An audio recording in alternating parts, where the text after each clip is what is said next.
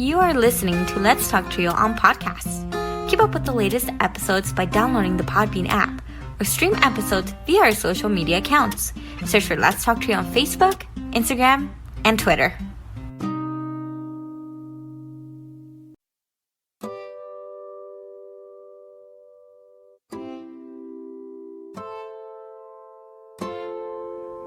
This podcast episode is brought to you by Longsdale Publishing.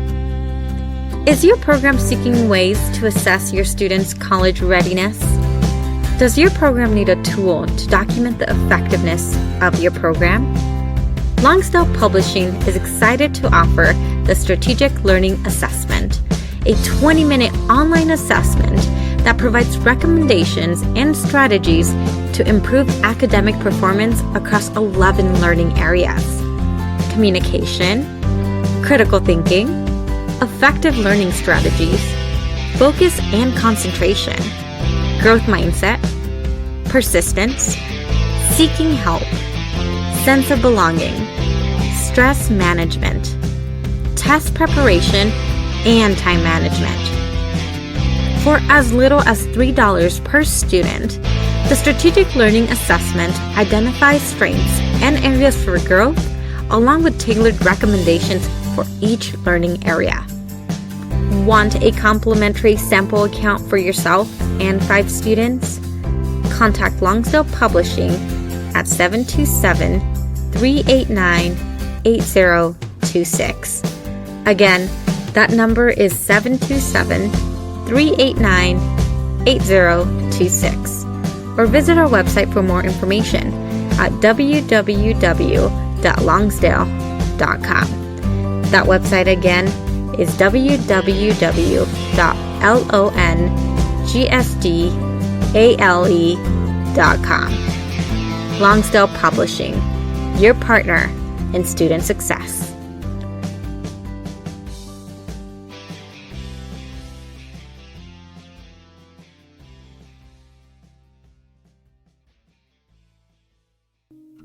This episode is sponsored by Student Access.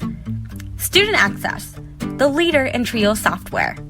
Student Access is an online database solution that allows Trio programs to track their students' information, connect with students by text messages, streamline the APR, and work from anywhere, all online, with automatic updates for changes from the Department of Education. Their technical support team includes former Trio staff and has over 50 years of combined experience working with Trio. Make it easier to focus on your priority, the students. For more information and to request a free demo, visit their website at www.studentaccess.com or call them toll-free at 1-800-801-1232. That website again is www.studentaccess.com or 1-800-801-1232. Be sure to share your favorite episodes on your social media by tapping that share button. This is a great way to support the podcast. Now here's your host, Juan Rivas. Thank you, Amelia, for that wonderful introduction. Hello, listener, and welcome to this episode of Let's Talk Trio. This is Season 7, Episode 13. I am your host, Juan Rivas. Before we begin, some community announcements. Trio Nation, be sure to call your congressional representatives to defend the Trio programs. The Trump administration is seeking to eliminate the Trio programs in their most recent proposed budget. Take action now by spreading the word and contacting your congressional representatives. Let's defend Trio. In today's episode, we have Erik Austin, Director of the Trio Student Support Services Program at Westminster College in Pennsylvania. Erik is on the podcast to share his own life experience, educational journey, and how he discovered Trio. So coming up in just a bit, Erik Austin. A heartfelt thanks to our individual supporters: Angelica Villalpando, Rosario Riley, Dr. Ryan Barone, Dr. Jamie Motley, Dr. Jeff Naputi, Angelica Valdez, Felicia Rivera, Eric Lamaster, Jeff Calden, and Jaded Electronics. Thank you to our corporate sponsors: TrioJoblist.com, Nosotros Education Center, Longsdale Publishing, Student Access, and TheTrioStore.com. powered by Proforma. Visit www.thetriostore.com, your source for Trio graduation stoles. Thank you all so much for your continued support of this podcast. You too can be a sponsor of the podcast. Head on over to Patreon and search for Let's Talk Trio. Choose one of 4 patron levels. You can support this podcast for as little as $1 a month. If you own a business that serves the Trio community and want to sponsor the podcast, we have different sponsorship packages available. Contact us for details. Become a supporter with a one-time donation to the podcast business PayPal account. Our business handle is @Let'sTalkTrio. Your support helps lift Trio voices. If you would like to nominate a participant, staff, or alumni to be on the podcast, send us an email at letstalktrio@gmail.com. That email again is letstalktrio@gmail.com. Again, a great episode featuring Erik Austin, Director of the Trio Student Support Services Program at Westminster College in Pennsylvania. Sit back, relax, and enjoy this episode. Hi, Trio Nation. My guest on the Let's Talk Trio podcast is the director for the Trio Student Support Services Program at Westminster College in Pennsylvania. He earned his Bachelor of Arts in Broadcast Communication from the University of Pittsburgh at Bradford and a Master of Science in Communication from Purdue University. When he is not busy with work, my guest enjoys gardening, cooking, reading, and hanging out with his fiancée and their 2 Siamese cats. We are happy to welcome to this podcast, Erik Austin. Thanks for having me, Juan, and hello, Trio Nation. Thank you for giving us a bit of your time this evening and to talk about Trio and all the things Trio. Oh, it's my pleasure. I could talk about Trio all day. I'm happy to have some time to discuss what's going on. Wonderful. So how are you doing? How's everything for you? Things are going well overall. It's a busy time for us here in our office. We just sent out our summer mailing for new students in the upcoming cohort. We've been working at it for less than a week, and we've already got 18 applications in, so we're very excited for that. And then, of course, we're waiting on the results of the SSS competition. We're feeling optimistic overall, but we're really doing well here. Thank you. Fantastic. I know we're going to talk a little bit more about Trio specifically, but before we jump into that, I wanted to get a sense of what is something that you've learned so far in 2025? Absolutely. Something that I have learned, or really that I'm still learning, is working on getting better to navigate the uncertainty that just kind of has been a staple of day-to-day life lately, and getting better at understanding what is uncontrollable, because there's some uncontrollability in our line of work. It's inevitable. And the better we are at being okay with that, the better we can respond to what that means. Absolutely. Do you have any goals for 2025, or do you have any set goals for 2025? A couple, actually. In addition to setting up a successful PA Trio conference as the immediate past president for the association, I'm actually in the end stages of applying for an EDD program so that I can further my education and be ready to do the work that's going to come next for education in general, but Trio programs in particular.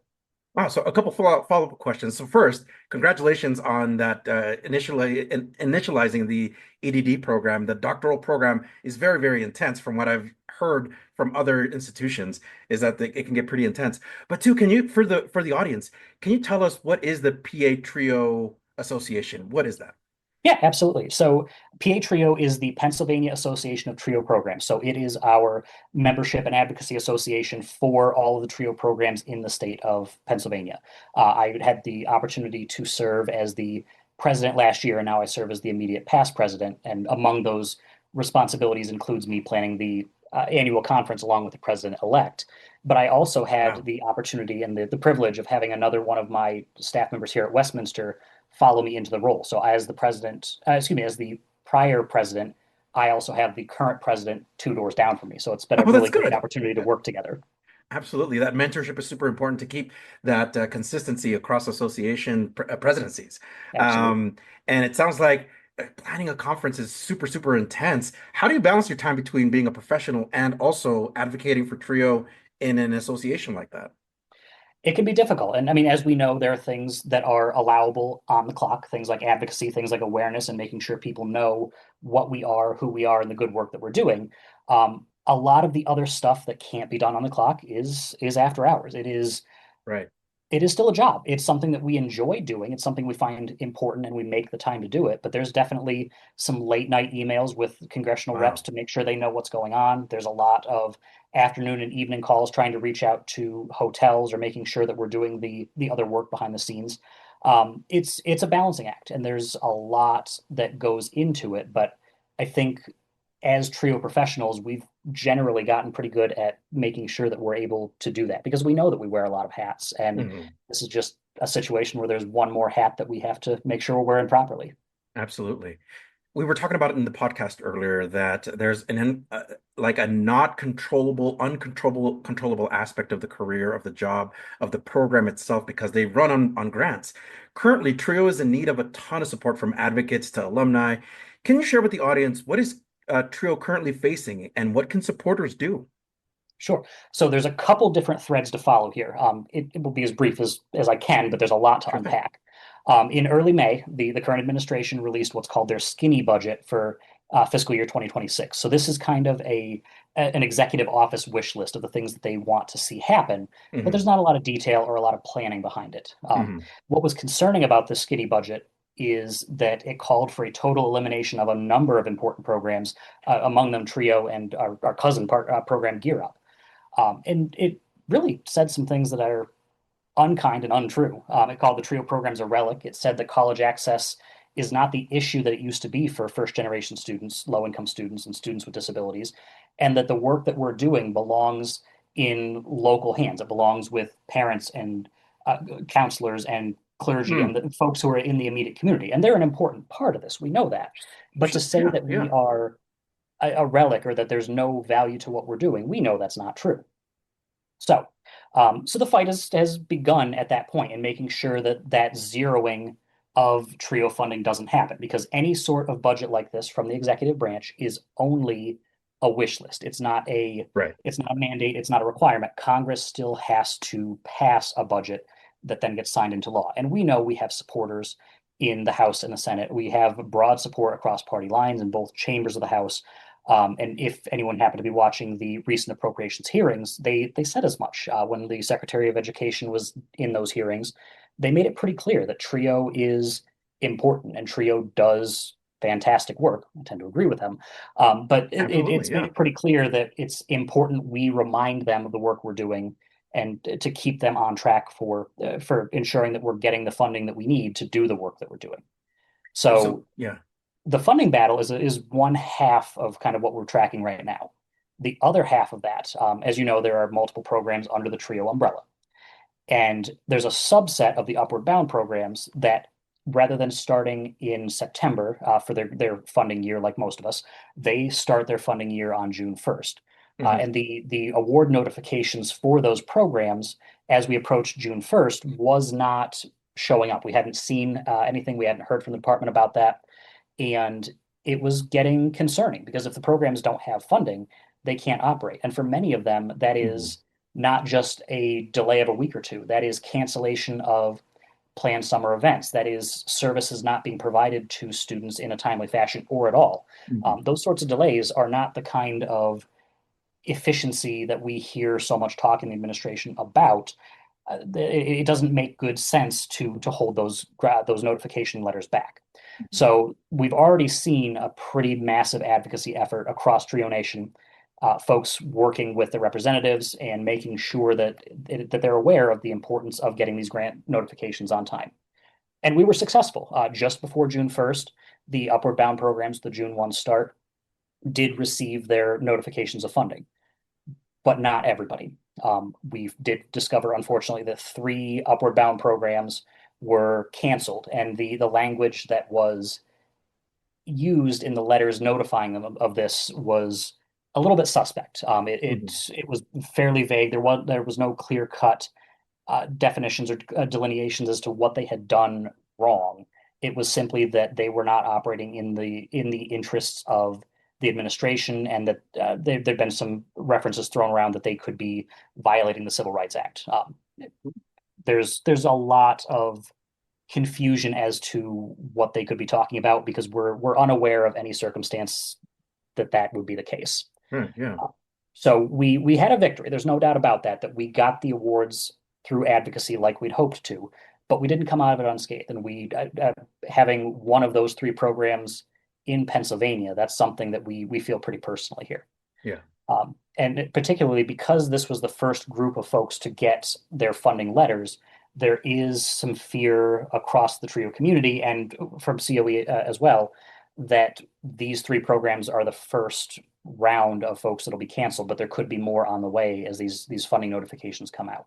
It's uncertain. There's no way to know yet. And this is that uncertainty that we're kind of navigating right now. There's just no way to know. So we're preparing in advance of that.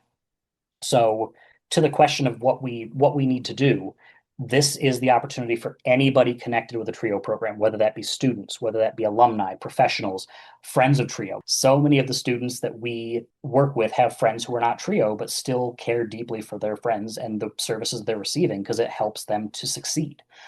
Anybody who has a connection with TRIO, this is the time to be reaching out to your elected officials and letting them know you're a supporter of the TRIO programs.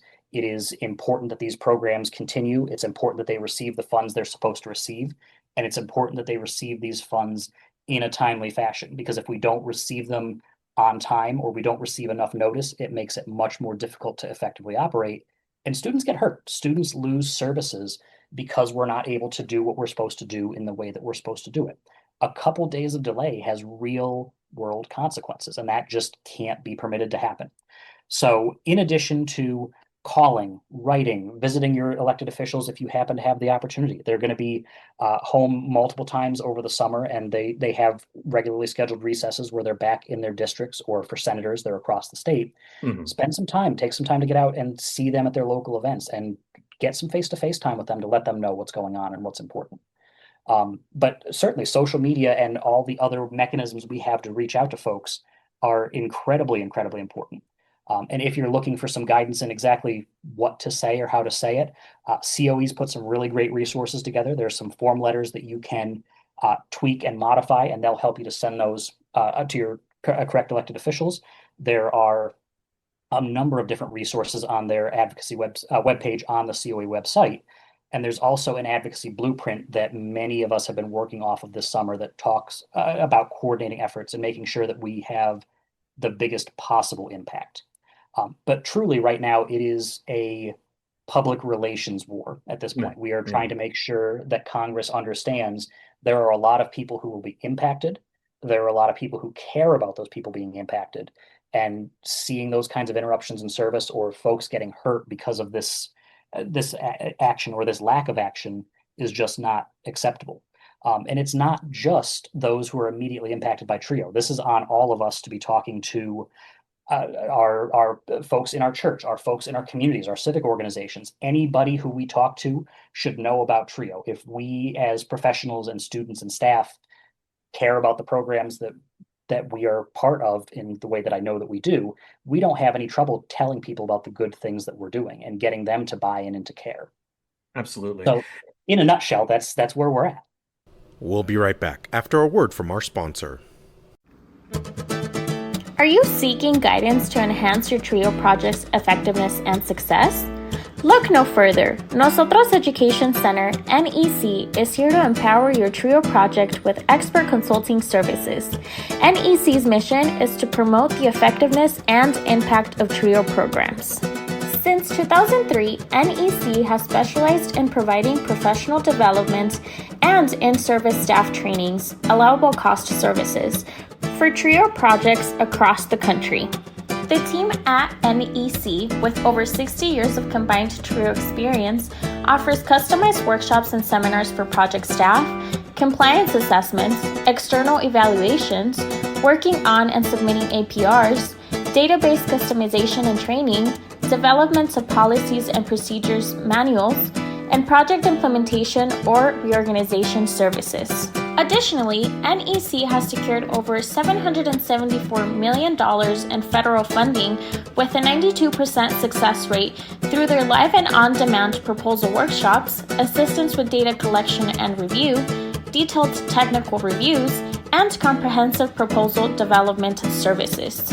Join the hundreds of colleges, agencies, and TRIO projects across the country who benefited from NEC's expertise. Nosotros Education Center, your partner in TRIO's project success.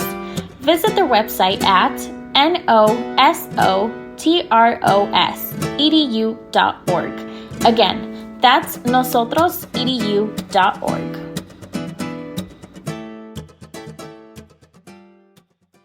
And now, back to the podcast. Erik, I can really tell that you're super passionate about the TRIO programs, even though you're not an alumni, you never participated, but you were a first generation student that really never got recruited by the TRIO programs. But I feel the passion that you really care about these TRIO programs. Like, let's set aside the fact that you work for a TRIO program, but you truly believe in its mission. You would definitely identify with this program so passionately. I do, absolutely. And it's ironic. This is the second TRIO program I've ever worked in.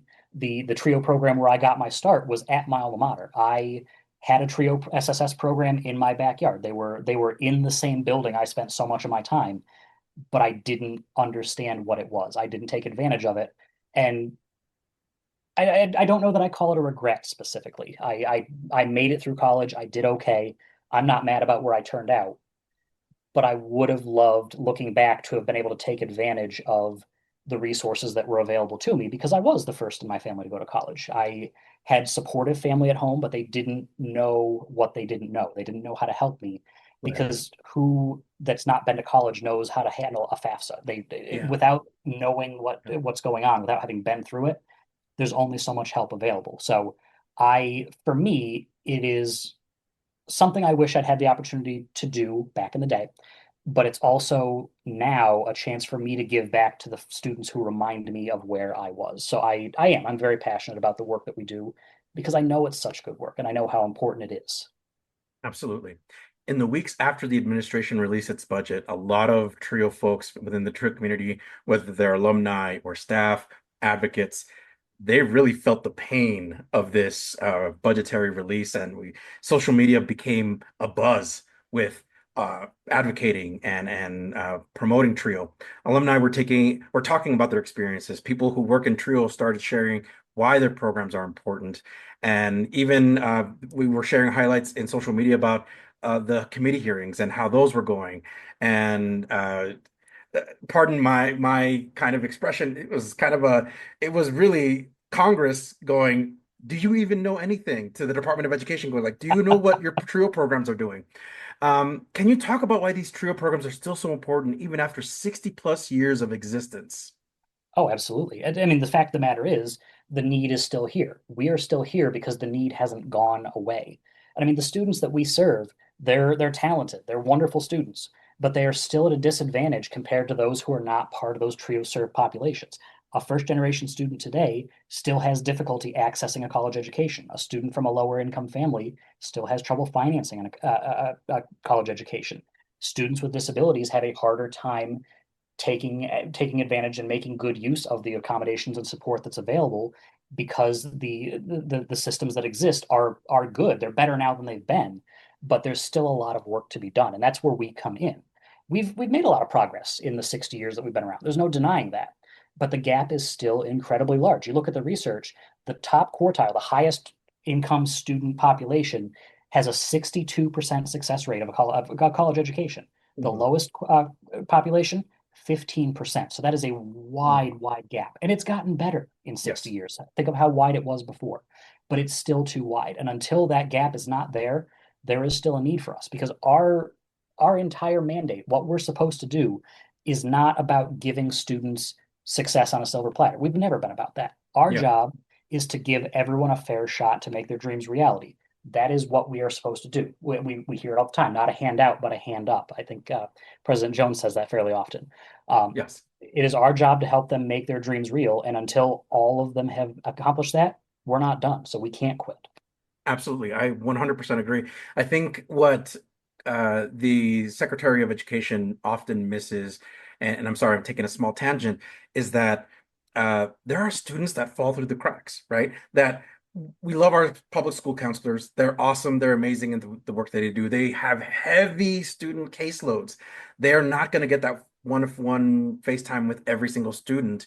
Heck, I remember my own counselor didn't have a lot of time for me to talk about college.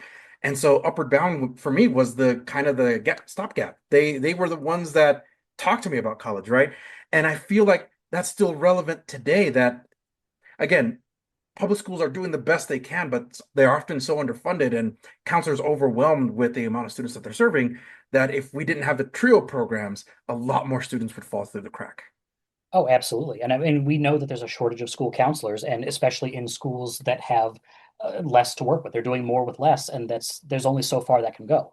Our existence is not an indictment of their ability or their talents. It's a statement on the fact that these students need more help than any one group of people can provide.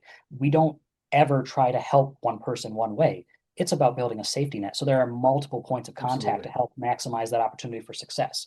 I would love to see more counselors and more well-equipped and well-staffed and well-funded counselors, because God knows they don't make enough money as it is. But Hmm. the reality of it is there will not be enough in these school systems to be able to offload all the work that we're doing. It is an and proposition, not an or proposition. That Right. we need both. Both sides of this need to be in these places to help these students. Absolutely. We're arriving at the part of the podcast where I'd like to reflect on your journey growing into and how you came to be. Because again, you are a very passionate individual. I can already sense that education just really flows through you and you're very strong in it. Can we talk about your upbringing? What was that like for you? Yeah, absolutely. So I grew up in a very rural town in northern Pennsylvania. It was a small place, more cows than people. Oh, And wow. I think there are two main streets and not a stoplight in town, nothing like that. So Hmm. very small. My high school experience, it was a group of 400 students, 7 through 12. So I graduated with a class of 64. It's that kind of a small area. And just about everybody in that area. I mean, you had some folks who worked agriculture, you had food service, retail. You had those sorts of jobs that were there, but almost everybody who was making a living or making their way, they worked for the local oil refinery. They worked for a Hmm. couple of the local manufacturing facilities, and a couple of them, if they got lucky, worked their way into the healthcare system. There were jobs to be had there, but looking back now, I realize that just because folks were making their way, it doesn't change the fact that it was a lower income area. There was a lot of poverty in that area, and there still is to this day. Now, I don't say that the experience I had there was the same as so many of the folks that we know that we serve that have crippling poverty, or they're coming from areas where their experience was very different. I was fortunate. We lived in an area where there was not a lot of industry going on, but my parents were both gainfully employed. We were never rich by any means, but we always had enough. And I know how fortunate that makes me. But I also know, looking at it from the other side, just how impoverished the area was. And a lot of that influences how I look at things today, because we know that one of the most important things you can do in terms of getting out of that situation, in terms of raising yourself up and making a life for yourself, is to, one, be wise with your money, to make smart financial decisions. And that was drilled into my head as early as I could possibly remember. And going out and getting an education, making a life for yourself. And it wasn't necessarily a college education. Sometimes it was go and learn a trade, or go and do something to better yourself. Hmm. But we know that education is one of those great equalizers. And that was something, looking back now, I understand the importance, because I don't know where I'd be today if it weren't for that commitment to education when I was growing up. Can you talk a little bit about your family dynamic? What was that like for you? Yeah, absolutely. So I grew up in kind of a blended, I don't know if that's the word for it, but it's the one I'm going to use, a Yeah, blended yeah. household. So my mom and my biological father divorced when I was young. I don't remember how young. But also, when I was very young, my mom remarried the man I call dad. So I was very fortunate in my childhood and growing up. I had mom, father, and dad, and it wasn't a there wasn't a prioritization. It was, these three people are in my life and supportive of me. I had the benefit of a great deal of support there. And even today, I'm still very close. I know for many people there are dynamics of dad and stepfather, and that was not the case for me. I had three very supportive parents that I love dearly. So I had a lot of support at home, and in addition to to mom, dad, and father, I also had a really, really great relationship with my grandparents on my mom's side. Oh, that's When I was awesome. young, we lived briefly with them, and I got to be very, very close with them, especially my grandfather, called him Grumpy. And thinking back to that, I would not be the person I am today if it weren't for that close relationship with him, because a lot of the morals and values that I have today come from the lessons that I learned from him. Also, a lot of the kind of goofy off the cuff sayings that sometimes come out of my mouth. I have people tell me, "You sound like you're 80 years old." Well, it's because growing up I had someone who was much older saying these things, and they kind of stuck with me. But that was a very, very important dynamic for me. But I was very lucky. I had a very supportive family back home. You said earlier that folks would describe you as kind of like an old man. Can you tell us, like, how would your family describe you? What would they say about you? So I have heard it said, and I don't remember exactly who said it, but one of them said you were born 80 years old. I was kind of a serious little kid growing up. I very vividly remember in my school photos, they never had to fight me to put on dress clothes. I think it's like a second or a third grade picture. There's me in slacks and a little button-down shirt and a little vest with a pocket watch. That was what I wanted to do, and I don't know for the life of me why, but that Wow. was who I was. Wow. Just very, very serious. That was who I gravitated towards being. But also, I mean, I was a bookworm. I always had a book of some sort with me. I love to read, still do. But that was who I was. I was old before my time, I guess would be the phrase for it. Right on. Can you talk about your high school experience? What were some highlights for you? Yeah, absolutely. So when I was in high school, I again went to a very small school. I had my graduating class was 64 people, which meant that Mm. you got to know everybody really, really well.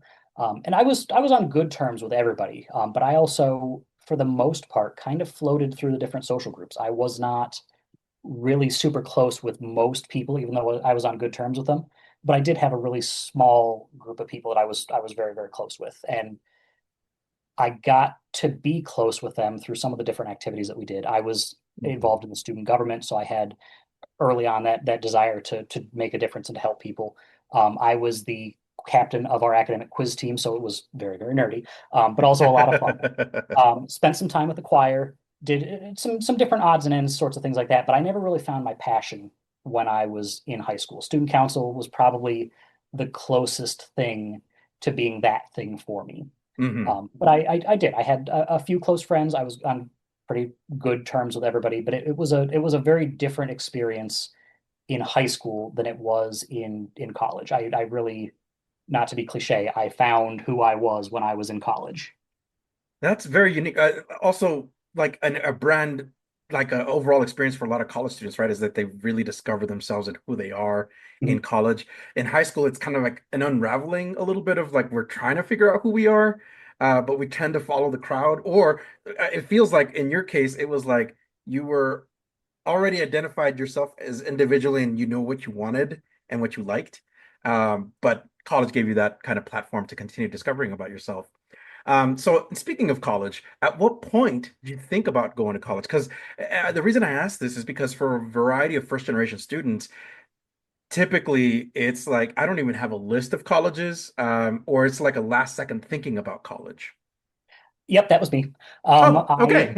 I would say if any high school students are listening, if you're thinking about your college experience, don't be like me, start earlier. I really didn't start thinking it through until it became urgent, till it really started to matter during my senior year.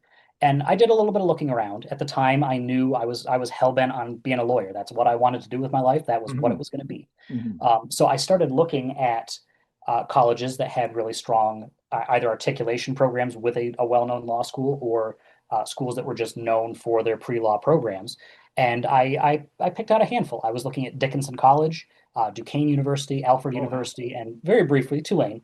And given that I lived in the area, the University of Pittsburgh's Bradford campus was right in my backyard, basically. So that was kind of my fallback school. If nothing else, I will be here and it'll be okay. I'll transfer later once I get where I'm going. Um, and it turned out that my grades were good, but they weren't Tulane good. They weren't Dickinson good. They weren't Duquesne good. I ended up on the wait list for Dickinson, and I didn't hear back from the others, but I was accepted to Pitt Bradford, and that's what took me to that place. And that's a whole other story. Yeah, But yeah, yeah. I applied. I do recommend for any students out there, always make sure that you have a safe school that you feel very, very strongly that you'll be able to get in. Don't be afraid to reach, but certainly have a plan B in place. But I mean, diversify. Don't lock yourself to just one or two schools. I like that. Very good advice. Who did you trust to discuss college plans? Because like we were talking about earlier, sometimes the counselors get overwhelmed with the student requests and being able to meet with students. Did you have some folks that you trusted, or folks that were supportive of you wanting to go to college? Absolutely. And certainly my family was supportive. They wanted to see me take that step. They wanted to see me do well for myself. But the process itself is not one they were familiar with. So there was very little they could do to help with that besides be the moral support or sometimes give me the nudge I needed to actually get the things done so I didn't procrastinate them. I did have some faculty or some teachers in high school that were really, really good about challenging me and about making sure that I was thinking critically about the decisions that I was making, thinking critically about don't skip the admissions essay just because it's optional. If you Mhm, want to get in, this is something they're going to look at, even though it says mhm, optional. Optional doesn't mhm. often actually mean optional. Yeah. So I definitely did have some really good high school instructors. We had a guidance counselor who was very, very good. I didn't spend a lot of time there because again, it was one instructor or it was one guidance counselor. And even though it was only a graduating class of 64, there's a lot of people to take care of. Oh yeah, yeah, yeah.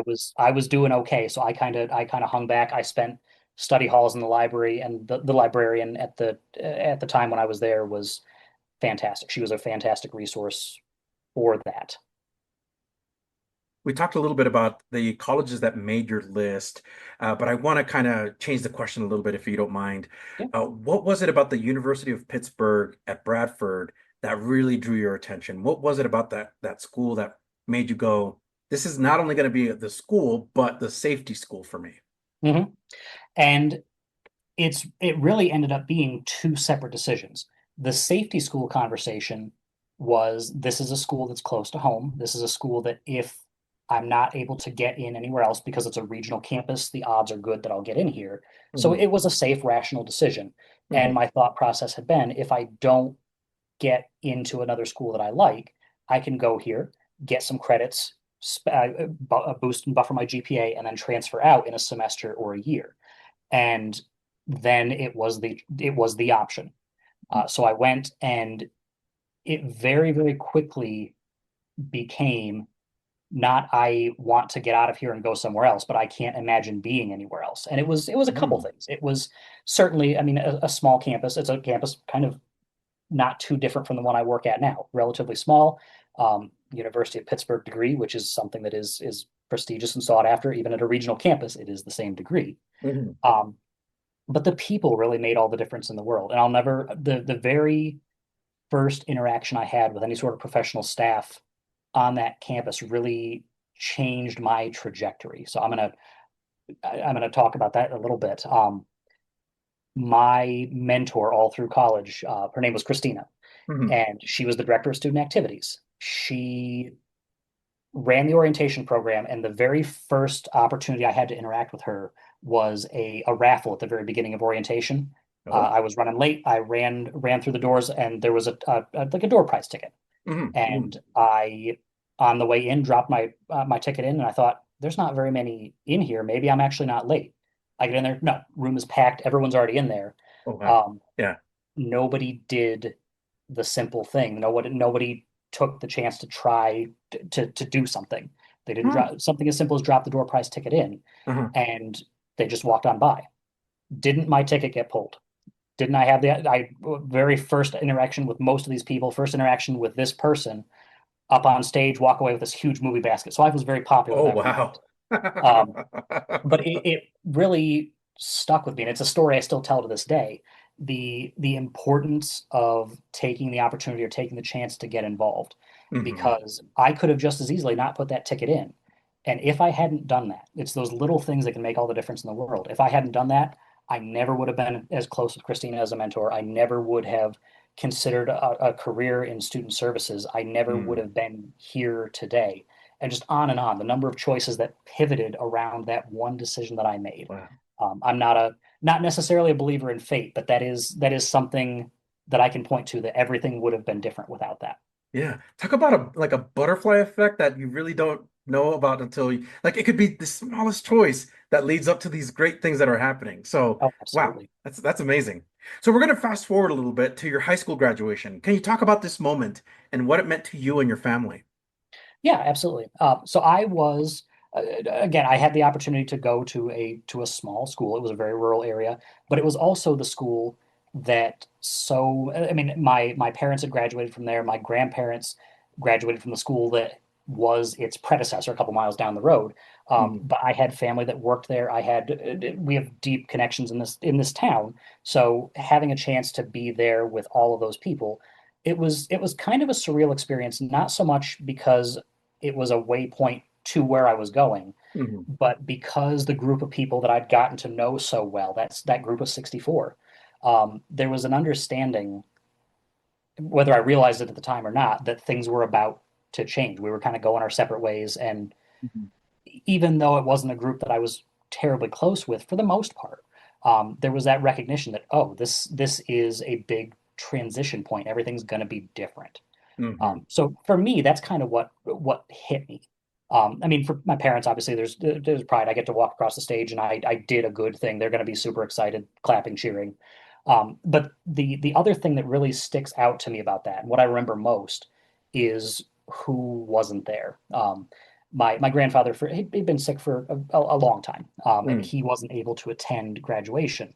Mhm. Um, so as soon as graduation was over, I ran out. I hopped in the car, cap and gown and all, drove to his house, and I had a chance to sit with him for that time. And that was something I know it meant a lot to me. I know that it meant a lot to him. But having an opportunity to do that, and I think it's more meaningful now looking back because he passed away just a month or two before my college graduation. So that was an opportunity that I had there that I never had at college. So that looking back, it was a very, very important moment, not because of what I'd accomplished in and of itself, but because of what it meant in the bigger picture for me.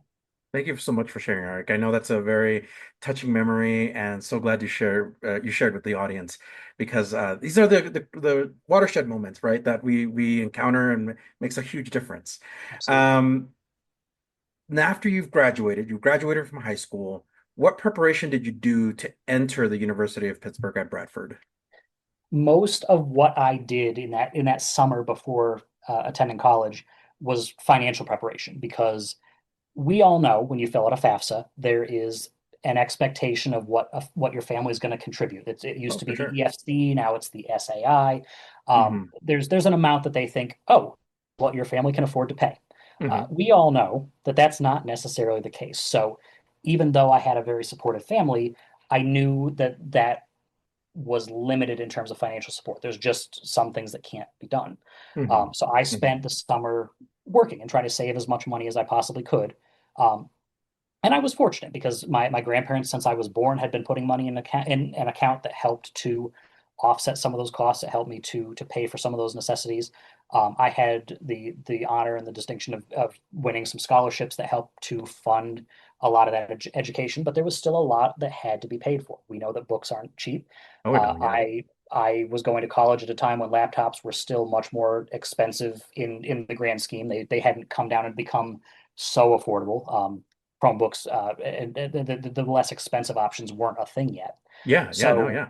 those costs, they added up quickly. So I spent most of that time thinking about putting enough money away to be able to get as far as I could.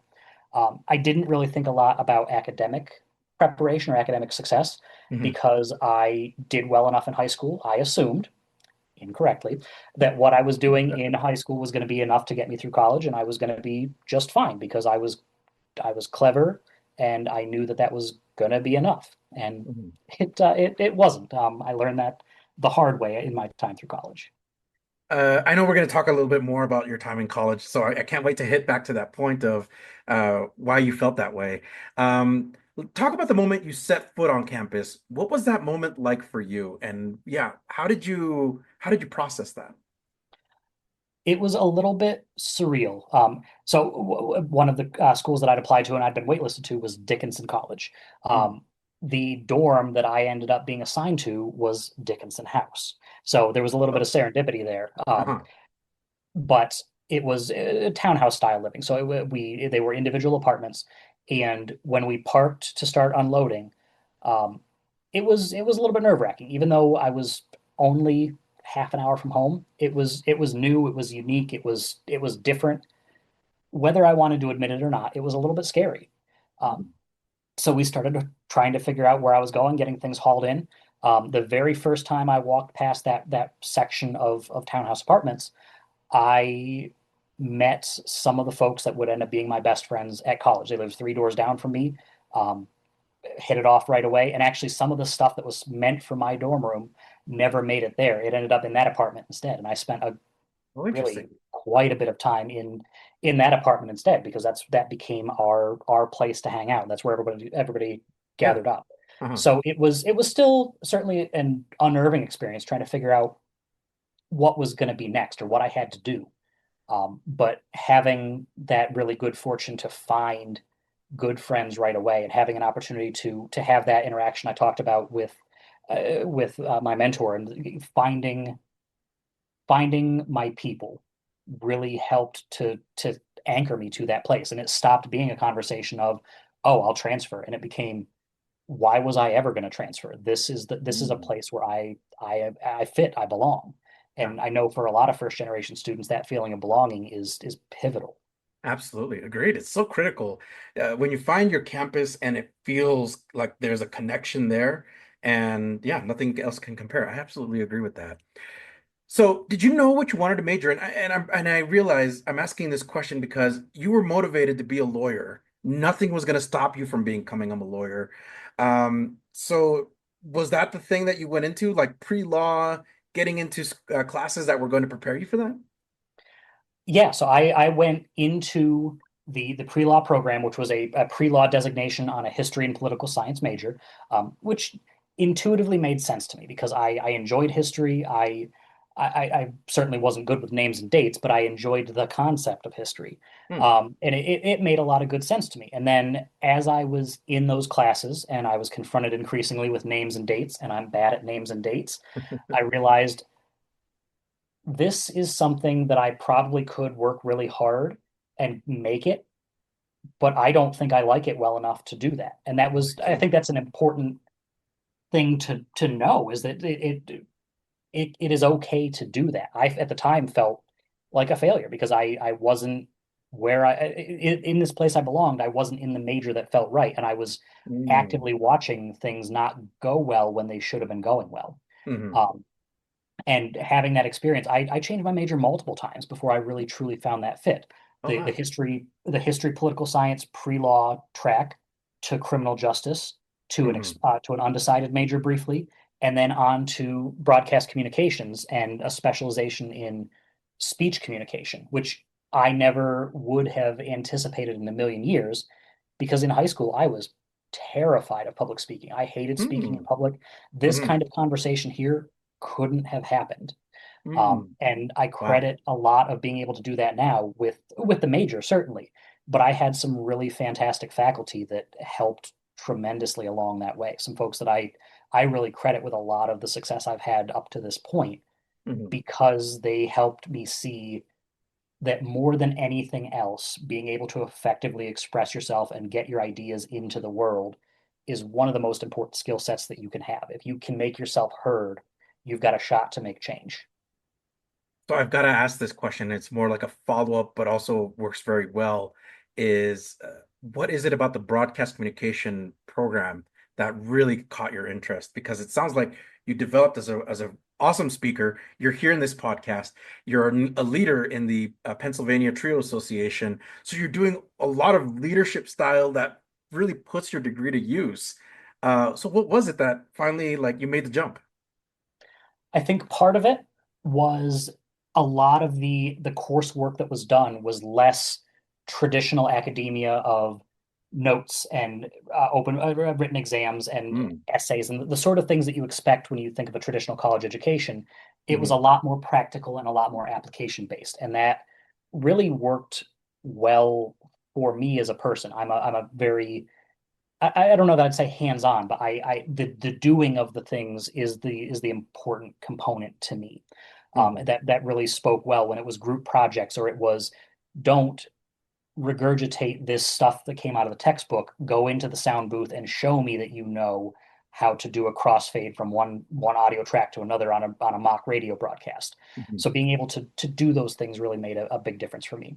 But having that designation of that concentration in speech communication and really thinking about how speech or how communication in a verbal format works, that really helped me understand a lot of the human communications process that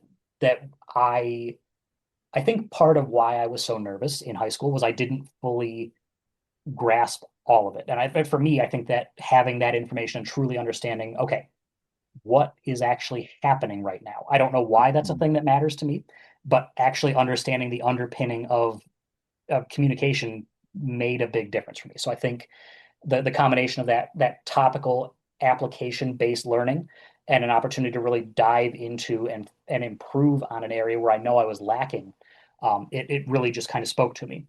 And it doesn't hurt that it also, in terms of schedule, it made it a lot easier for me to pursue the other passions that I had when I was in college. I was active in the student government. I joked mostly that I wanted to major in student government at one point. mhm, But I spent a lot of time doing those extracurriculars, and this was a major that worked well. I could put theory into practice in doing those things, but I also had time to do them. mm. Okay. What are some highlights of your time at the University of Pittsburgh? So it sounded like you got some opportunities for broadcasting and various other activities. Can you talk to us about that? Yeah, absolutely. So a lot of the coursework was application based, whether that be through radio, through TV. We actually, as a capstone project, we put together excuse me, we put together an advertisement for a local company, and we actually, from start to finish, from idea to production, produced that commercial for that company, and that was a really cool experience and opportunity to take a concept from start to finish. Mhm, So from an academic standpoint, that was a really fulfilling opportunity and a great opportunity to work closely with other people, again, who are still friends of mine to this day. Um, Academics were an important part of the education for me, but a lot of what I took away from college was related to that outside the classroom learning, those transferable skills or that co-curricular stuff that we talk about. So my time in student government, having an opportunity to really have a laboratory kind of setting where I could practice different things, see what worked and what didn't work, have an opportunity to effect positive change within our community. Um, Having an opportunity to make really close connections with a lot of really talented people that were part of the student government, folks who I'm still friends with to this day. Um, that to me was really deeply formative. And then having the opportunity to be in that close connection with my mentor, who student director of student activities, oversaw the student government and the student programming council. Um, those opportunities to really learn from professionals in the field and watch what they were doing mhm, um, made a difference for me. And there are things that my mentor did as a professional that I still carry forward to this day. There are little anecdotes, things that she did in just the day-to-day work in the office that I latched onto and have really become kind of part of my core process too. that's awesome. What are some challenges and successes you had while at the University of Pittsburgh in Bradford? Finances had to be the biggest struggle. When you're paying for college largely on your own, there's only so far that you can stretch a dollar. We know that the FAFSA says that there's going to be financial support available from other places, but you're taking out loans. Maybe you get lucky and you find some scholarships, some grant opportunities, but it's largely going to be loans. And even at the end of the day, there's the potential for some unmet need. There's a chance that when all the scholarships, the loans, the grants, everything that they can throw at you is exhausted, you still owe some money. And that happened to Mhm. me enough times that I was a pretty consistent fixture in the financial aid office. I was fortunate growing up to have a household where we always had enough, but we had just enough that certain aid was not applicable to us. So there was that kind Mm. of donut hole, murky middle. I've heard it called different things, but Yeah. you make too much for the help, but you don't make enough to not need the help. So Ah.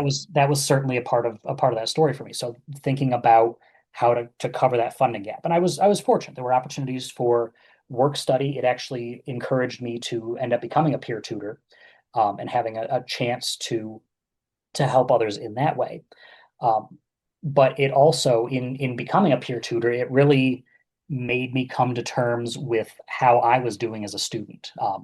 I always did okay in that first year and a half to 2 years, but I wasn't doing as well as I could have done. I Hmm. needed to pay a lot more attention to my studies than I realized, and that opportunity to be a tutor forced me to pay attention to that because I was going to be helping other people to develop study skills. I was going to be helping them understand Right. content.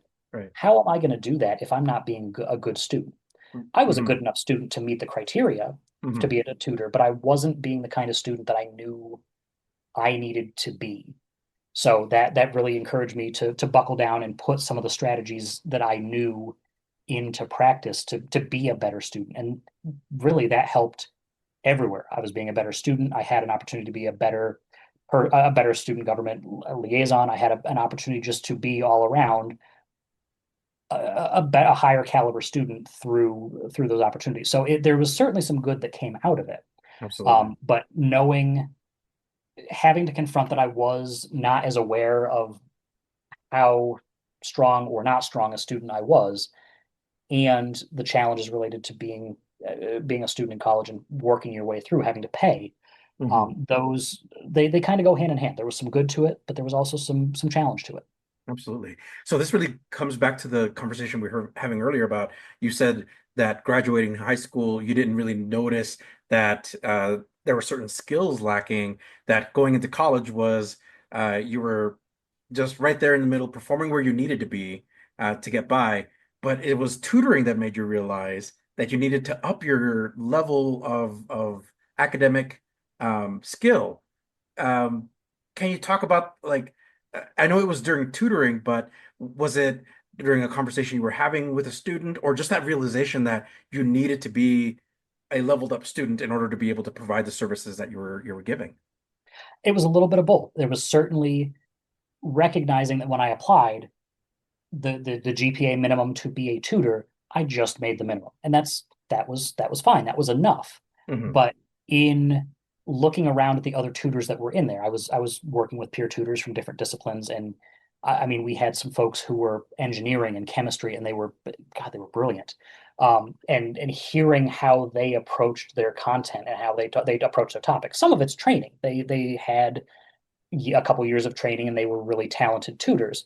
But there was also just kind of undeniably, you are doing college better than I am. You're being a better Mm. student. Mm. And I don't want to feel like I'm the odd one out here. I'm just kind of faking it when I see what you can do. I want to do Yeah. that. Yeah. I'm going to share a quick anecdote with you. And this is my experience with, so I just graduated high school, transitioned right into college. This was with a lot of assistance with the Upward Bound program. And my director, who I can't remember what her degree was in, but I remember her, no, because she helped me register for classes. So she knew I was taking this Psychology 101 class. And me as a student, and I think you might have heard my story on an earlier podcast, was I was very much the underachiever. I wanted to just to be, I want to get by. I just want to just like squeak enough to write. And your story really resonated with me because I was like, I just want to get by. I don't want to like put a ton of effort. Anyway, fast forward, my director, Doris Anaya, shout out to Doris Anaya, she got my midterm grades and she's like, Juan, you have a C in Psychology 101. She's like, I know this class like inside and out. I can help you with this. She sat down with me and I didn't realize like how much non-effort, I don't want to call it non-effort. Maybe I was putting too little effort in the class, and she pushed me to really level up academic skills as well. So I just wanted to, that your story really resonated with me because I was like, yeah, I recall being that underachiever and going, I don't want to put a lot of effort. Like, I'll just get by with a C. A C is fine.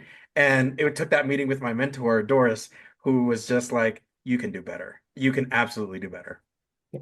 And I think that's true of a lot of us. We recognize that you always hear that old adage, C's get degrees. And Yeah. Oh, yeah.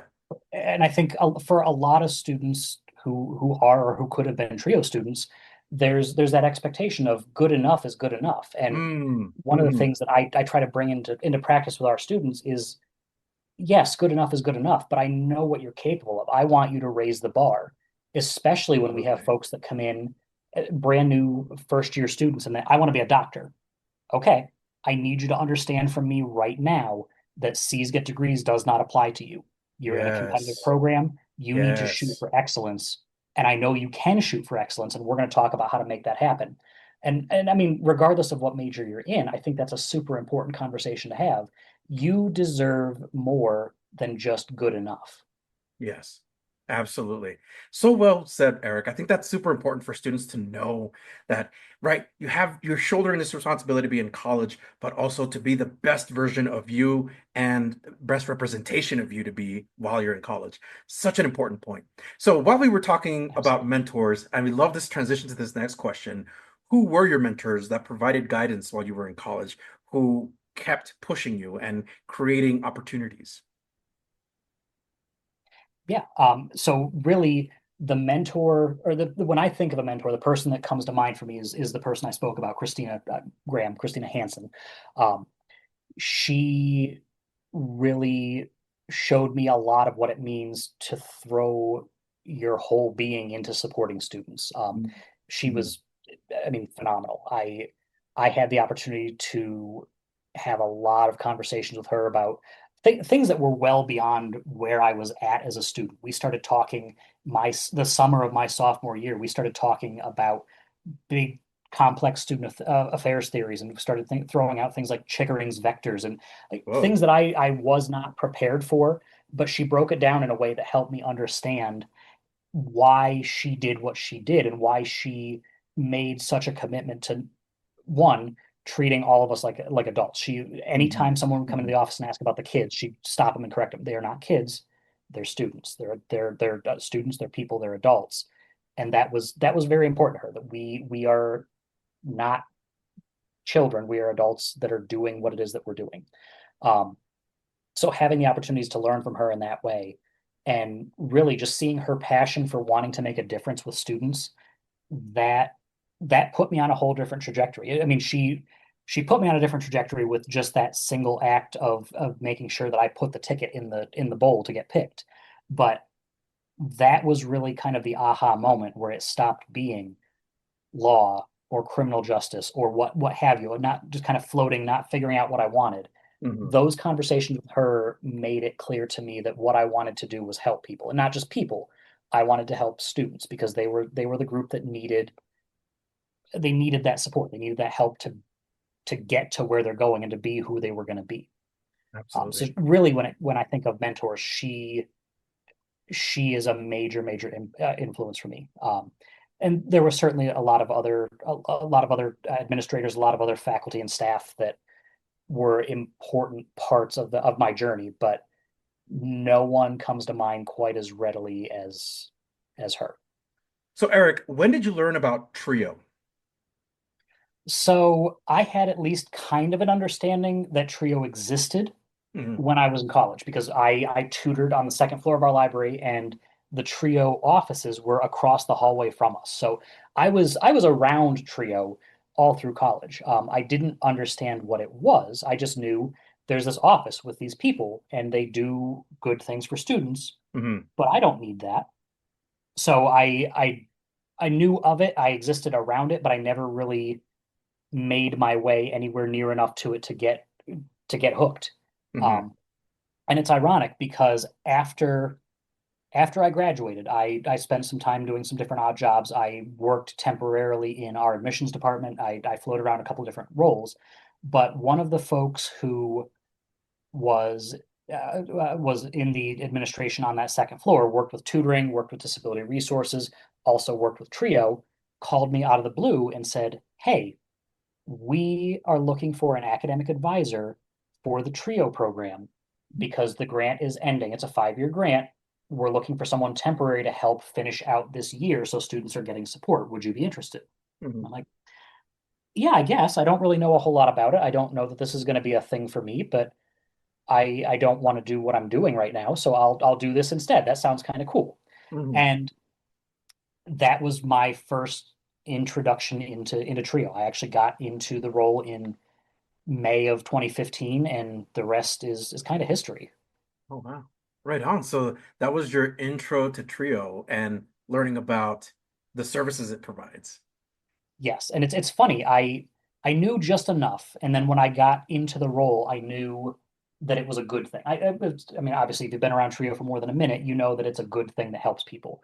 But Absolutely. I still wasn't quite sold at the time. I knew it was good. I didn't know if it was for me.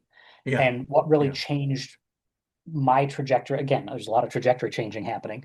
But what really did it for me and what really got me hooked on Trio is having the opportunity to attend the PA Trio conference that first year that I was in the role. The grant had been refunded. I was still working in the program up until they completed interviews. And I had the opportunity to be around professionals who had been in Trio for a while, some who were alumni, some who had been with their programs for many, many years. Hearing folks from not just our state, but also our opening night speaker was from Virginia, and hearing some really, really inspirational talk from them and the folks from COE that came to visit. Hmm. That was that was the moment, or that was the time that really cemented for me. This is bigger than I thought, more important than I thought. Oh, I need to do this. This is what I want to do. And that was when I decided to apply for the permanent position. And wow. I got I say I got lucky. I'd like to think there was some luck involved to it, but Yeah. the folks that I worked with were happy with what I was doing, and I stayed at that program for the remainder of that grant cycle. All right. Right on. Kind of a sneak peek into how you got into Trio, but I'm curious, was this the original career trajectory, or did you have a different career in mind?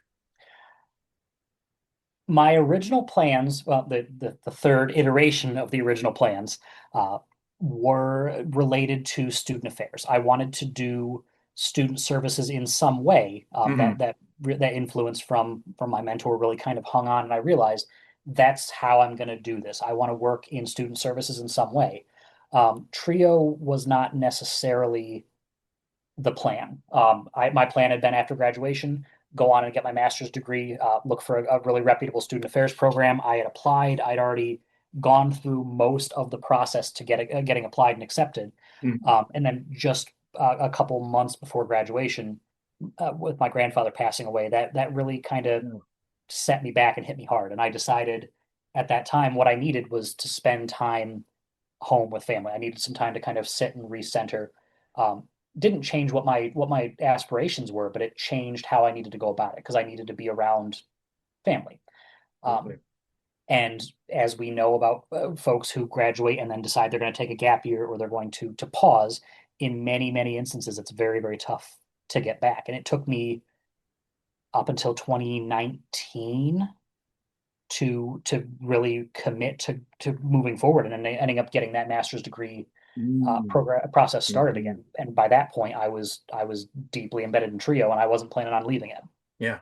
Wow. And you're super right about taking the gap year before, like after college graduation, and you're like, I really want to go for that master's. I really want to go for that more advanced degree. I think my break was about 6 years before I decided to pursue a master's, and it was so tough trying to get back into that rhythm. Did you find kind of a similar thing about finding a rhythm to education again, or to trying to be a student? Oh yes, and I mean the amount of choreography, I'll call it, that Mm, I that's a had good to word. do to make sure that what I was doing was correct. Because I mean, working in a Trio program with college students all day, every day, I Hmm. know the things that you need to do to be a strong student. Mm-hmm. They still apply at a graduate level, even if you're talking to bachelor's degree seeking students. It's still the same stuff that applies. There's a big difference between knowing what to do and telling someone else what to do, and being able to put it in practice for yourself. So there was a little bit of a learning curve to get back to it. It really required me to very, very carefully plan out how everything happened. And for the longest time, I had really kind of a rigid schedule, which is something I don't personally like. Mm. Mondays were for reading, Tuesdays were for drafting, Wednesdays were for Oh discussion my boards. gosh. Thursdays I took off because my group of close folks that I worked with, that was self-care day. We went and we did trivia and we had a fun night. And then Yeah. Friday, Saturday back to it. Wow. Um, Specifically an accelerated program, I took one class at a time, but one class would end on a Sunday, the next one would start on a Monday, straight through. The only break we had was the holiday break for Christmas over the winter, and I think we had a week or two. But other than that, it was straight through the entire time. No summers off, no nothing. So My it gosh. was intensive, but it Yeah. gave me a lot of empathy. Not that I didn't have it before, but Right. it really reminded me to be incredibly kind and understanding to the students that we're working with, because they're finding their way the same way, and they may not be having as easy a time figuring out what's working for them. Absolutely. Absolutely. I want to go back to your time as an advisor for the TRIO SSS program at the University of Pittsburgh. Can you talk about that experience and what did that experience teach you and what did it mean to you? Absolutely. When I first got into the position, I was unsure. I was not really sold on what the program was. Like I said, I knew this is a grant. It helps students. It helps students of very specific categories. You're going to do all sorts of things with them, and it's never going to be quite the same thing twice. You're going to give them whatever they need because that's what you do. Okay, great, but what does that actually mean? And then as I got to know those students, the folks that were already there, students that were already being served in the program when I got there, I Mhm. got to understand some of what they'd already been receiving, so I could kind of understand what they were hoping to get from me. And then once the grant was refunded and we got into the new year, and I was assigned my first group of students that were purely mine, they hadn't had an advisor before me. That's when I really started to understand, oh, I remember what it was like to be right here and to have these questions, or to be here and to not have questions. But really, I do have questions and I just don't want to ask them because I don't want to be seen needing help, or I don't want to have to ask for something because at that point I'm going to feel like I don't deserve to be here. There's a lot of those feelings with first generation students that if I can't make it on my own, I'm not really making it. And we know that's not true, but it doesn't change how we feel. So really at that point it was one of the first aha moments. It wasn't the moment, but Mhm. it really kind of pulled back the curtain on this is why it matters. This is what we're doing does for students. It's a lifeline for many of them to make sure that they're okay. And for some of them, it is the super basics that they need brushing up on because they didn't have the greatest of high school experiences. For some of them, they're coming in and they're ready to go, and they get their first exam back that didn't go as planned, and they start to fall apart. And we have to work on building some resiliency, or working on helping them overcome that obstacle and those challenges and those self-doubt feelings that they're having. Um, so getting involved in the program at that point, it was it brought up a lot of feelings for me that I didn't realize at the time. I recognized a lot of these things in myself, and that's where I knew, even if it wasn't the moment where I knew it was going to be trio forever, it was the moment that I knew someone has to do this. It might as well be me because it is important work. Absolutely. Absolutely. So I wanted the audience to hear about your experience as an advisor, but also have them hear about that you went to graduate school. Uh, that must have kept you really, really busy. How did you find time to, you shared a little bit about how you balanced your time, but gosh, that must have really kept you busy from end to end. It did, and I mean, I am grateful for having the opportunity to do it. I'm grateful that it's over. But it was. I mean, from start to finish, I'd wake up in the morning, I'd get to work, I'd work through, and most of the time, we were done for the day at 5 o'clock. I would stay in the office for at least another hour and a half because that was a place I knew that I could Whoa. focus with no interruptions. Mm, A lot of times when there was a major deadline coming, I wouldn't go back to my place because I knew there were distractions. There are enough things that could get in the way that I wasn't willing to take that risk because the time that I had was precious. I didn't have time to waste on not being able to get it right and being efficient about it. So I would spend a lot of time in my office, and at the time we had a student lounge or a student lab right down the hallway from me. So I'd be in the office and I'd see a lot of our students walking by, and they'd stop and they'd wave and just, what are you doing? I'm studying. Oh, you're studying too? Yeah, I'm studying too. So there was a lot of that, a lot of evenings, a lot of Yeah. really, really hard pushes, a lot of stopping and asking periodically, do I really want to do this badly? Mhm. And I mean, the coursework was really good. It was fascinating. I had really talented instructors. I had great folks that I was working alongside in our cohort, um, and I learned a lot from it. But I think what I learned most from it was the practical application of those things is more important than any theory or any laboratory style experimentation or anything like that you're going to do. Being able to take these tools out into the world and make use of them was going to be super, super important. And ironically, my very last class during this graduate program was healthcare communication. And I took healthcare communication starting January of 2020. So having a faculty member who worked for the CDC explain to us in real time what was about to Oh happen or what she man. thought they were going to do next in terms of public messaging and Yeah. just watching the response unfold. I'm not going to say it was a good time because it wasn't, but it was a very, very informative time. And it really Mm. drove home all the things that we were learning in these places go straight out into the world. We're not learning theory. We're learning practical application, and you're going to get a chance to do it sooner Wow. rather than later. Um, so it was a great experience, and it was a bad experience. It was frustrating. It was maddening. I learned a lot from it.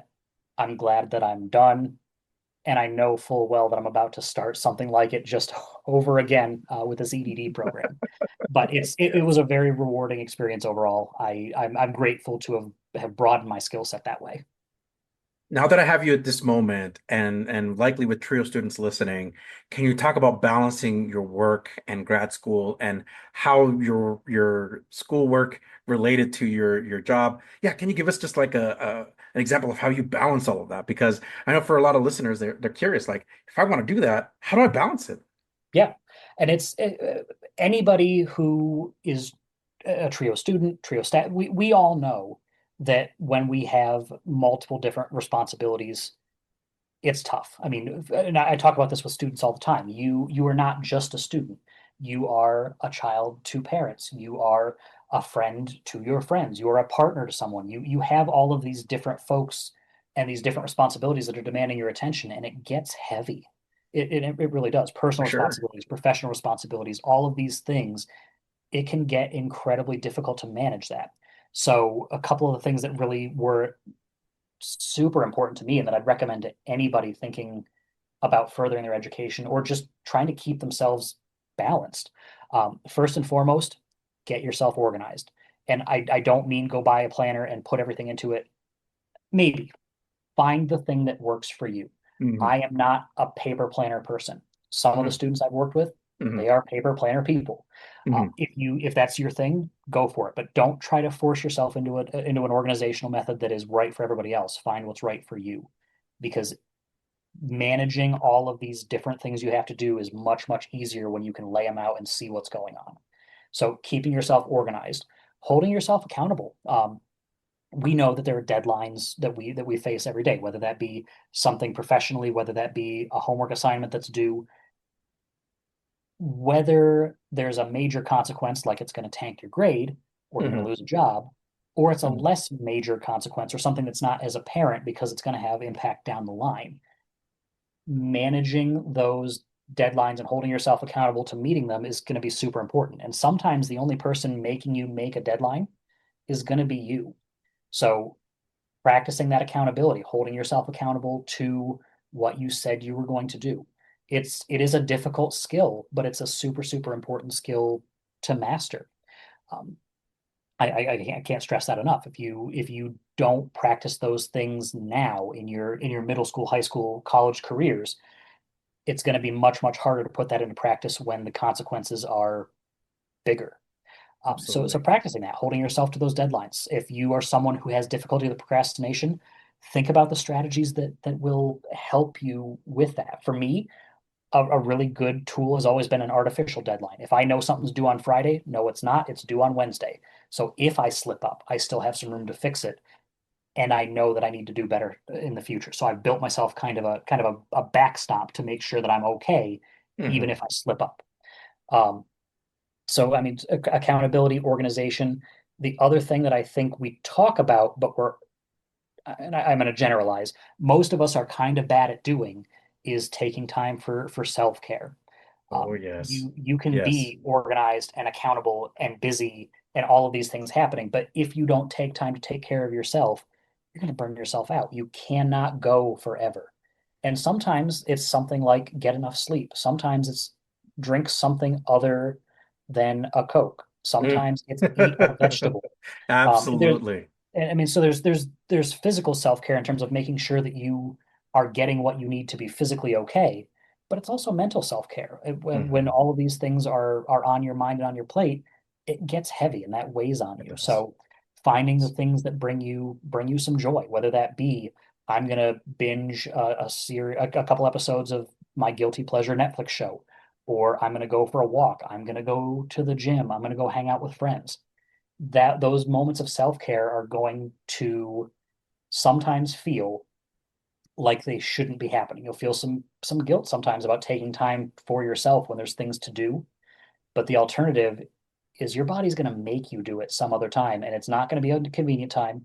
It's not going to be an Mm. easy time. Hmm. It is so important to do that. So yes, in terms of balance, for me, what was super important and what I'd recommend to anybody, keep yourself organized, keep yourself accountable, take care of yourself. Absolutely. Great advice. You now serve as the director for the TRIO Student Support Services program at Westminster College in Pennsylvania. Can you talk about the career path you took to get to this point? Because you served as an advisor, sounds like you really connected with the TRIO programs, and now you're here. Now you're the director. You're the one calling the shots. Talk to us Yeah. about that. Yeah, I like I said, I've had a love for the trio programs for a good many years now. When I was wrapping up that last grant cycle, as we got into 2020 and all of the things that happened started happening, I had decided a while back that I wanted to try to make a change. Not that I wanted to leave trio, Hmm. but I'd always said I want to be somewhere different by the time I turn 30. I want to make sure that I'm somewhere new. Um, what I hadn't known at the time that I said that was I would have met my fiance, and over the course of that year, we had gotten to be close, and started making decisions about where we wanted to be in the big picture as well. So Hmm. Hmm. at the end of that at the end of that year, I had been having some conversations with my program manager and said, I think I'm gonna be done at the end of this grant year, and I'm gonna go find my way somewhere else. Um, Cue COVID, everyone locks down, everyone starts working remotely or doing what it is they're doing. I made my way out east and still worked remotely for our program, still did the work that we were doing. Um, but we found ourselves in Philadelphia, where my fiance was finishing up her master's program, Hmm. and we kind of collectively decided this is not quite the right place either, especially if something like this happens again. Hmm. We were safe, we were comfortable, we were okay, but it wasn't quite the right place. So we had decided over the summer we're going to start applying for jobs back out west. We're going to be look at Pittsburgh, and the first one of us to get a job is going to go. Hmm. And lo and behold, I get a call from the Job Corps program in Pittsburgh, which another program that I feel very strongly about. It's a companion program to ours that came about during LBJ's War on Poverty and the Great Society projects. Had an opportunity to work with them during COVID. Um, so we made our way out there, and I have a lot of love for Job Corps, but it wasn't quite right. It's helping a lot of the same students. It's doing a lot of great things, but it wasn't Trio, and I knew this still wasn't quite it. So when the slate of grants for this latest competition came out, and I saw, oh, this college not far from us got a program award. They're looking for a director. I called up my program manager and said, hey, this came up. Do you think I could do it? And she said, you absolutely can do this. You should apply. You have to apply. Um, because I had a fantastic program manager. She was very inclusive in decision making. I learned a lot of what I know now from her. I knew things that I not that I shouldn't have known. I knew things that not every advisor would get a chance to know, depending on how their director operated. Right. So I knew a lot of the things that I needed to know. So just on a whim, hoping that fortune was going to take me back to Trio, I applied, and they took me into the program, and I walked into Westminster's campus early in January. There was a desk, there was a copy of the grant, and there was nothing else. And they said, build a program. And I said, okay. And here we are. The rest is history. Wow. Wow. And you're doing amazing work out there. And great not only work, but representation of helping first generation limited income students really achieve and transition into college. So you're doing awesome, fantastic work out there. What are some highlights about your current role, and what do you enjoy the most? Well, I have to say we have a program here that I'm very, very proud of, and as much as I'd love to take all the credit for it, no, I can't. I have an incredibly, incredibly talented team here. My team is fantastic, and most of the work that I do on a day-to-day basis is really trying to clear the field for them to do the work with students that they do. A lot of what I do on a day-to-day is budget, is paperwork, is compliance work, is making sure that we are doing what we're supposed to do in the way we're supposed to do it, because we all know that TRIO programs have a lot of accountability no matter what anyone else will tell you. 100%, Eric, Uh, 100%. Very so there's rigorous. a lot of that. As much as I enjoy the work with the students, I don't get to do quite as much of it as I used to. So a lot of what I'm doing is making sure that my team is empowered to do what it is that they do so very well. I do have a couple students that I see. I have a limited caseload that work specifically with me, but Mhm. a lot of the interaction I get to have with them is when we do a cultural and educational trip, I'll tag along as a chaperone, or when we do different workshops, I'll be a part of that. So I still get to see them. I still get to be around them. And Yeah, we yeah. have a pretty centrally located consolidated office here on campus. So I get to see them all the time. It's a small campus that you can't be on this campus and not see each other. Um, so I do get a chance to see a lot of our students, but it is very, very different than what being an advisor was. I do miss that Oh, day-to-day absolutely. interaction that I used to have with students Yeah. that way. Mhm. But there's also something very, very gratifying about what I get to do now. I get to do the big picture thinking that I did in some capacity before, but now I get to think what this decision we make now impacts in 5 years. What is this change we're going to make due to our graduation rates in a couple of years? Is this going to be better for us, worse for us? Is this going to help students or hurt students? So not just looking at data and making informed decisions, but also deep think, I guess. I don't know Uh, exactly what to call it, but yeah. doing the big picture brainstorming and kind of imagining what comes next. And that's kind of a cool thing to do, to have an opportunity to think about what it could be and figure out how to get us there. Absolutely. Um, so it's very different, but it's very, very gratifying. I love hearing that you're, even as a director, that you're still involved, that you still take time to go to the chaperoned events where you're being the chaperone and you want to still. I love that. I just wanted to kind of put that out that being an active director, to still have face time with students a little bit, even though your caseload is limited, to still see that's amazing. Well, and we're an all Um, hands on deck kind of program. I don't. Our goal has always been someone in Trio is available. If you need something, I want you to come and see us. If you typically work with this advisor and they're not available because they're meeting with a student or they're out for the day, go talk to the other advisor. Come talk to me.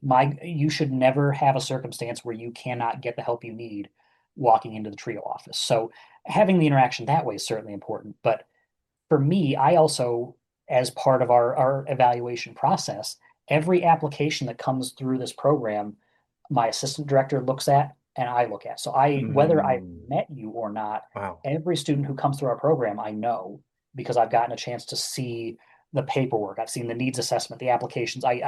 If I don't know you, the person, I at least have a good understanding of where you're at. And then I get to put that together when I have an opportunity to go out and see people. So no, that's very important to me. I can't imagine a circumstance where I would willingly be a hands-off director because that puts me a step further away from the students we serve, and I can't do that. Gotcha. Gotcha. What do you see yourself doing 5 to 10 years from now? I mean, are you still going to be trio? You're still going to be here? Yeah. What does your future hold? I'll be here. I'll be here. Um, I joke. It's a joke, but it's also not. I say I'll be here until I'm fired or retired. I love I that. I have because this program got its start while I was here. I don't want to call it my program because it's bigger than that. But Mm. I feel a lot of personal connection and a lot of pride in this program because it is how it was. We designed the program to work within the confines of the grant proposal the way that we thought it was best. So I feel a very personal connection to this program and the work we're doing. Um, I don't intend on going anywhere anytime soon. I'll be here until I can't be anymore. Now, in terms of the bigger picture, I'm certainly going to be looking forward to finishing my term as past president and stepping away from having to plan conferences.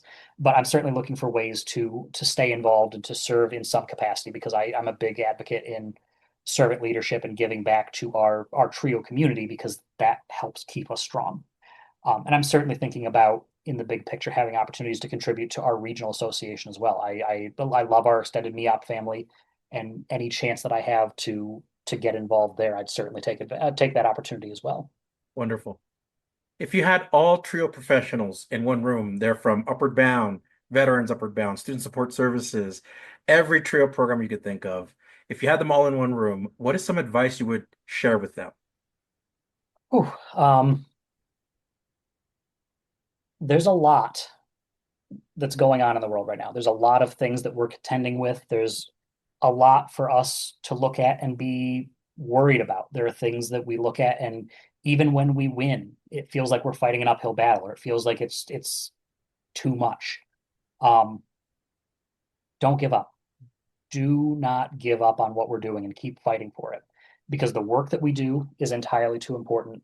The students that we serve are too important. They need us now more than they've ever needed us. And it's not just the immediate fight. It's the bigger picture as well. Mhm. For many of us, we've heard stories from either Dr. Mitchum, Maureen, someone who's been around since the early days. We hear the stories of the 12-day war. We hear the stories of the war on opportunity.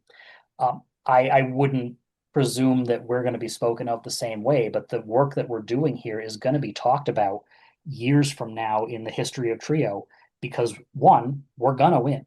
And Mhm. two, what we do now is going to shape the future of Trio programs. We're going to defend our programs because that's what we know how to do, and the work we do is too good to stop. So that's what I would say. Do not quit. Don't give up.